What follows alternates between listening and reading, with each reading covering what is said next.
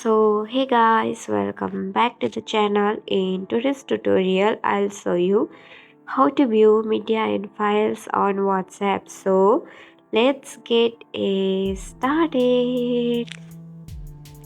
At first, make sure you have the WhatsApp app downloaded from Google Play Store or App Store, and also make sure that you have logged into your account. So let's open it.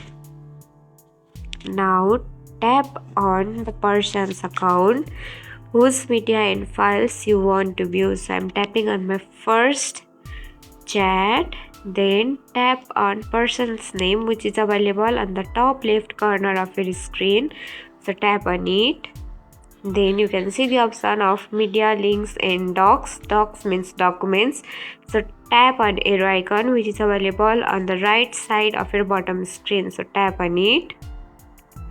Then you can see the options of media, documents and links like this.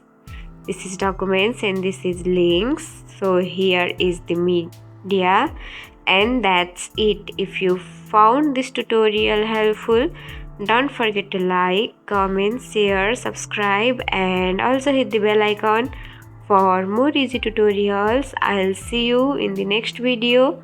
Till then, bye bye, take care, have a great day.